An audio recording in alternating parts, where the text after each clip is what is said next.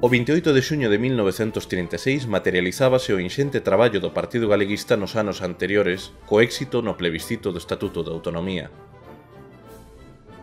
Porén, o golpe de Estado fascista do 18 de xullo contra o goberno da Frente Popular, coalición da que formaba parte o nacionalismo galego da altura, tentará por fin as liberdades republicanas e as aspiracións emancipadoras en Galiza, Euskadi e Cataluña.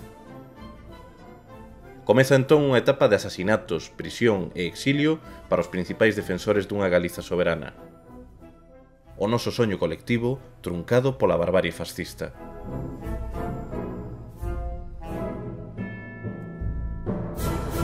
Francia, México e especialmente Uruguai e Argentina convértense desde o inicio nos principais focos receptores do exilio galego, onde pouco a pouco se vai artellando a reorganización política do nacionalismo. Castelao, líder do movemento, deseña a continuidade política do nacionalismo coa fundación en Bos Aires da Irmandade Galega en decembro de 1941, continuando o camiño andado polo Grupo Galeguista, a Agrupación Ultreia e a Sociedade Nacionalista Pondal. A primeira Asamblea Xeral elixiría a Antón Alonso Ríos como presidente, integrando outros importantes cadros da causa galeguista. Alén de recuperar o voceiro a Nosa Terra en 1942, instituirá diferentes datas como o Día dos Mártires Galegos en lembranza do asasinato de Alexandre Bóveda, ademais do aniversario do plebiscito e Mailodía da Patria Galega.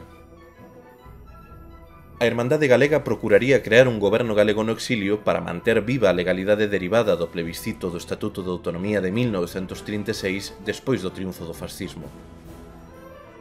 O novo organismo, denominado Consello da Galiza, constituiríase o 15 de novembro de 1944 en Montevideo. Sumaránse os deputados Alonso Ríos, Suárez Picallo, Elpidio Villaverde e, ao pouco, Alfredo Somoza. Estará presidido por Castelao, que publica no exilio a súa obra clave, O Sempre en Galiza. Centralmente, o Consello de Galiza nun primeiro momento vai desenvolver dúas actividades de grande relevo. Dunha banda, o Consello de Galiza vai volcarse na aprobación definitiva do Estatuto de Autonomía de Galiza, que fora plebiscitado exitosamente o 28 de xuño de 1936 e que só tiña que ser promulgado logo do debate oportuno no marco do Parlamento, das Cortes neste caso españolas no exilio, e logo por outra banda procuraría ante todo que fose xustamente a institución de referencia marco para o conxunto do exilio galego alén mar. Así mesmo, vai ser central nese primeiro momento para o Consello de Galiza relanzar a Alianza Galeusca. Si ben é certo que Galeusca como tal xa renace no exilio inmediatamente antes da creación do Consello de Galiza, non é menos certo que a partir da creación do propio Consello de Galiza, o Galeusca, esa realidade que unía Galicia, Euskadi e Cataluña e o nacionalismo desas tres nacionalidades, desas tres nacións, non é menos certo, decía, que a partir xustamente da creación do Consello de Galiza vai desenvolver unha etapa especialmente rica. O remate da Segunda Guerra Mundial en setembro de 1945 alimentou as esperanzas de restauración democrática no Estado español. As Cortes republicanas no exilio reuníronse en México constituindo o goberno de José Giral.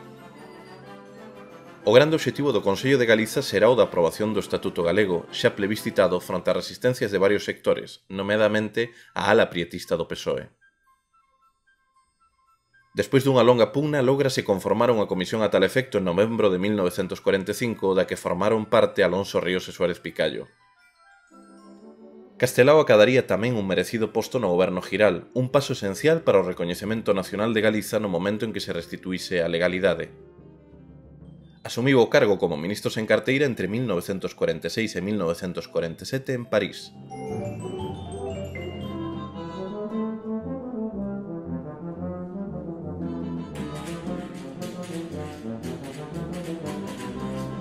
Castelao estaba perdiendo absolutamente la visión de su visión. Cuando llegó a Argentina tenía ya un cuarto de visión de lo que debía hacer, ¿no? Así que esforzándose para hacer dibujos en restaurantes que los amigos le ofrecían, para hacer muchas cosas, pero no era un hombre de salud forte, con toda a vida complicadísima como había levado, así que a xente galimosamente decidió darle una aperta de entorno y de hacerle a vida confortable, pero confortable para Castelao. Mira, hay una anécdota que Prada y mi pai fueron a preguntarle, decirle, mire, Castelao tenemos tanto para su vida y tanto por mes, era una cantidad importante, ¿no? Importante en aquel tiempo. Castelao y Virginia dijeron, él le preguntó, no, ellos con lo mínimo, ellos vivían austeramente. O Consello desenvolveu múltiples actos na colectividade, ao que axudaría moito a creación de irmandades en varios países, así como delegacións do organismo. No caso da Argentina, a Constitución da Intersocietaria Galega en 1949 aportaríalle aos actos patrióticos e aos manifestos un maior eco social. A Irmandade Galega, porque moita xente di que eran 200 ou 300 afiliados, pero o significativo é que se trata de xente representativa e con poder na colectividade. Por outro lado, temos o Consello de Galiza, donde o núcleo dirixente son as persoas que pertenecían ao Partido Galeguista, pero aí tamén temos a varios diputados que veñen anteriormente de Orga, ¿no? Pero de esquerda republicana, o sea que ten unha pretensión de abranguer a todos os sectores demócratas que están en contra da ditadura. Se cadra o aspecto máis débil de todo isto e o que termina fracasando é a necesidade de que contar no interior, na Galiza interior con primeiro recuperar o Partido Galeguista e contar cunha organización política que sirva de referente no interior do país. O Partido Galeguista na terra se reorganiza formalmente no 1945. Entre o 1945 e o 50 vai funcionar cunha certa regularidade e, sobre todo, cunha manifesta relación pouco cordial co Consello de Galiza e a súa figura central, que será Castelao. A partir do 1950, este novo Partido Galeguista na terra se reconfigura nunha nova plataforma que na práctica vai ser a editorial Galaxia como buque insignia desa nova etapa centralmente presidida polo culturalismo. A morte de Castelao en 1950 obrigaba a redefinir e reorganizar o tecido político e asociativo do que se dotara o nacionalismo no exilio. Alonso Ríos renunciaba a presidir o Consello por respecto ao autor do Sempre en Galiza, manténdose a cargo da súa secretaría. Alonso Ríos, o que eu coñecín na República Argentina, hai que ter en consideración que eu entre os 67 e os 72 estuve na Irmandade Galega, varios desos anos como secretario da mesma, ele era secretario do Consello de Galiza, era unha persoa enormemente digna, moi firme nas súas conviccións nacionales, era unha persoa que soñaba, como todos nós, de poder tocar cas nosas maus o ceo, polo tanto, de que a mellor saída para o noso país era a súa liberación nacional, era a súa independencia, era poder ter un país digno, donde pudiéramos vivir todos aqueles que tuviéramos que no seu momento uns polo exilio e outros pola emigración nos tuvemos que marchar. Nesta etapa cobran maior presenza pública Manuel Puente e Rodolfo Prada xunto a Xosé Bieito Abraira. Alén disto, e co antecedente do Manifesto das Mocedades de 1942, o Consello respaldaría a refundación no exilio das Mocedades Galeguistas en agosto de 1953.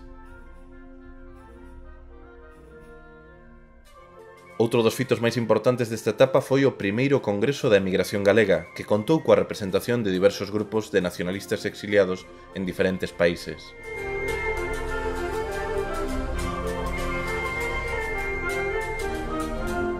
En xuño de 1960, unha asamblea de patriotas galegos propón unha reorganización que se materializará en 1961. O sector de Prada, Puente e Abraira, que se consideraba mantiña actitudes autoritarias, foi relevado en favor do arroupe da colectividade. Outro dos motivos da recomposición ven dado pola importante diminución da emigración de galegos a Argentina nesta década. O galeguismo prepárase para o retroceso da colectividade.